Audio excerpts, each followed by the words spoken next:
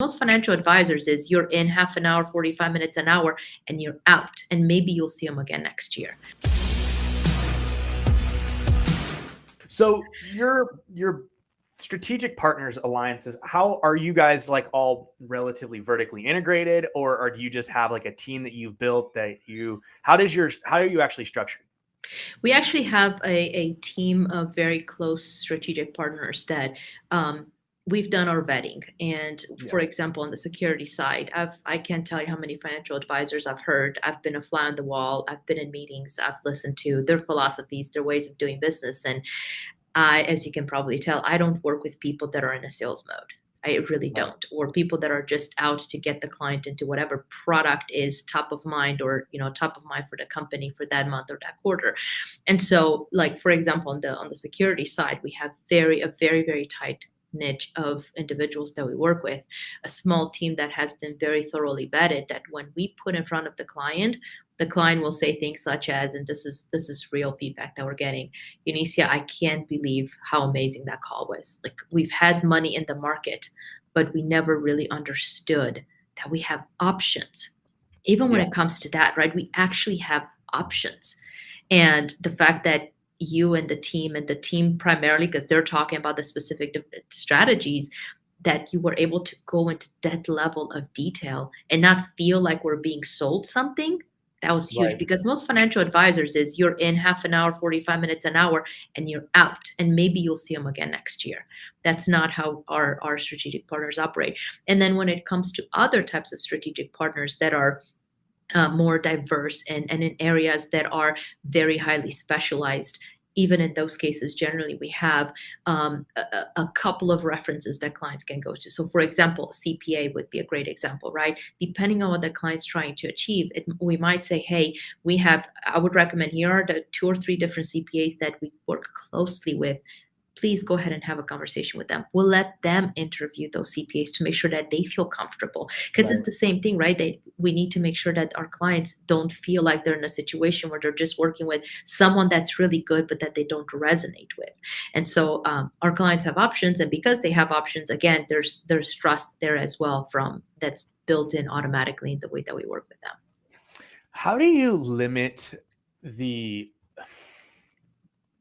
I don't want to say limit the options so that people don't get overwhelmed, but obviously, like, you can probably, like, as you're building this puzzle, right, of someone's financial picture, right, you can see, hey, look, like, these are probably the best, like, couple. Do you lay everything out there and just be like, here's absolutely every possible thing like we could do, or do you like vet it a little bit and then offer them, hey, here's 3 things we think would be the best in this situation? How do you keep from overwhelming your clients? That is such a great question. And I wish more people would ask it, because frankly, that's where I think a lot of people run into the problems, right? It's either spending a little bit of time and giving it all to the client, or saying, here are the top 3 things, but the client doesn't understand the rest 6 that they have options to. And so what we do, we work on a consulting basis, right? Financial consulting basis. That's the reason why, one of the other reasons why we're so different.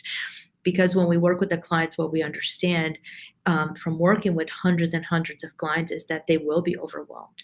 And if we just go in and we say, here are all of the different things that you can do, they're going to go, oh my God, you just blew my mind. Just do it for me. But you know that we're not in the business of just doing it for clients, right? Because that's going to cost them money. It doesn't matter who it is that does it for them. It's kind of like the analogy when people say, I just want it done for me. What I turn around and will tell them is, okay, what sport are you interested in? Okay, you're an NBA kind of person. Wonderful. If this was the playoffs and you're so passionate about those playoffs, are you going to respectfully ask your best friend to watch the game for you and then relay it to you to the best of their ability so that you can relive it somehow? Well, of course I wouldn't do that. Well, then why would you put the money that you've worked so hard for and just trust that somebody else is going to enjoy that game just the same way that you would? Yeah. And they go, oh my God. So coming back to your question, the way that we approach the situation is, first and foremost, we really dive deep in understanding, what is the client trying to achieve? Is this truly on a personal side? Or if they're a business owner, are they looking to potentially, say, divest of the business in the next 2 to 5 years? Okay.